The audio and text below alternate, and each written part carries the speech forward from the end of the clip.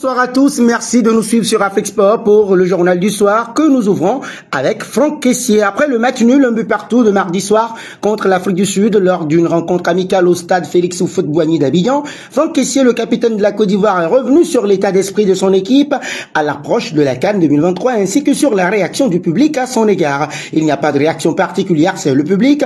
Quand tu ne gagnes pas, pour moi, c'est logique. Eh bien oui, je fais partie des plus anciens des cadres de l'équipe, donc c'est nous qui sommes les premiers à être indexés, donc c'est logique.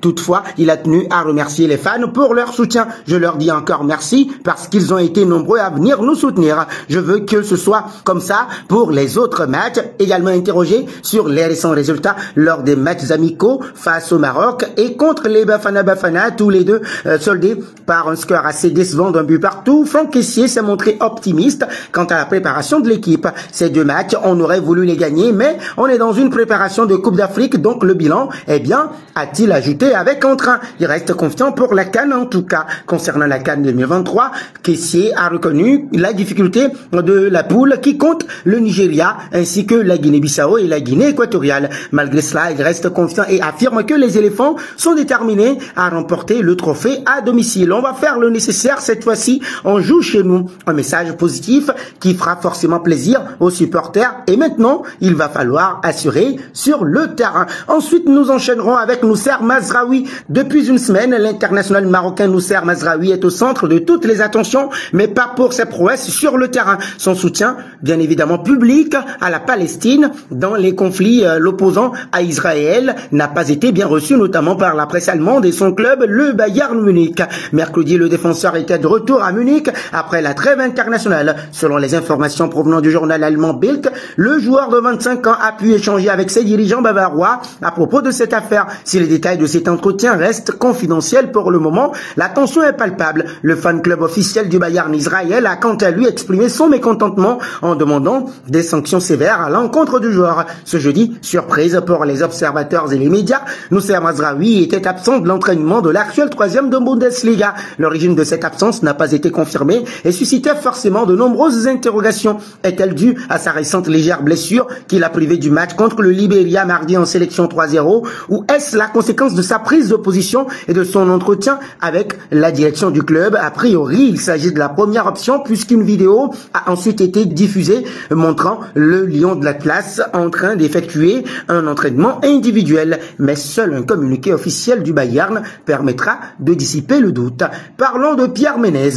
Le célèbre journaliste sportif Pierre Ménez s'est vivement défendu sur Twitter après la publication d'articles par des sites camerounais et sénégalais qui lui attribuaient des propos pour le moins polémiques. Selon l'article en question, Ménez aurait affirmé, suite au match amical entre le Sénégal et le Cameroun, victoire 1-0 des Lions de la Teranga grâce à Sadio Mané, que les Lions indomptables du Cameroun seraient imbattables lors de la prochaine CAN en raison de leur propension à la manipulation de match. L'ancien chroniqueur télé de 60 ans a ainsi pris sa défense, bien évidemment en déclarant sur son compte Twitter, en lâchant « Dis donc, pouvez-vous m'expliquer d'où vous avez chopé ces faisant directement en référence aux articles mentionnant ces propos supposés, ces supposés propos. Il réfute donc catégoriquement les déclarations qui lui sont attribuées et se défend avec véhémence. Plusieurs internautes ont également réagi à l'article, se montrant sceptiques quant à la véracité des propos rapportés. Certains ont même remis en question la crédibilité de l'analyse de Ménez. Il reste maintenant à voir si les médias concernés réagiront à la controverse et fourniront des preuves de la véracité des propos attribués à l'ex-chroniqueur. En attendant, il est clair que le journaliste ne compte pas laisser ses accusations sans réponse.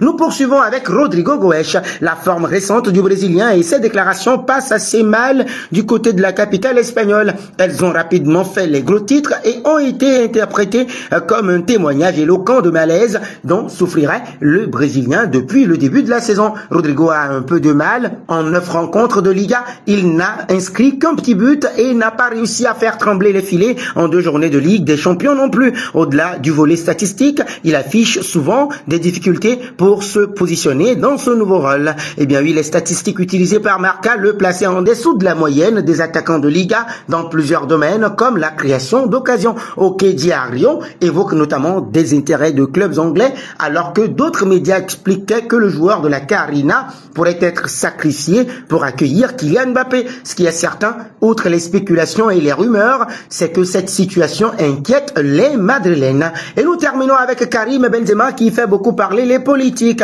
Éric Zemmour a tenu un discours cinglant sur le joueur français. De Gérard Darmanin à Jean-Luc Mélenchon, c'est désormais Éric Zemmour qui s'est exprimé sur son cas. Invité de l'émission Télématin ce jeudi, le représentant du parti Reconquête n'a pas mâché ses mots à propos du joueur d'Al Ittihad. Karim Benzema, on sait qu'il a joué en équipe de France par accident uniquement pour l'argent et les résultats sportifs. Il l'a lui-même dit, eh bien oui, il n'est pas français de cœur. Il n'aime pas la France, il ne l'a jamais aimé. C'est un musulman qui veut appliquer la charia. La charia prévoit le djihad et le djihad veut dire tuer Dominique Bernard et tuer Samuel Paty. Si je fais un lien entre les opinions de Karim Benzema et l'assassin du professeur de français, eh bien oui, absolument, je fais un lien direct. Toutes ces personnes-là pensent que la charia est une voie divine, qu'elle s'impose à eux et que dans la charia, il y a diverses sourates et que cette charia prévoit entre autres le djihad qui est la guerre sainte contre les infidèles. Les infidèles, ce sont vous et moi, s'est exprimé Zemmour,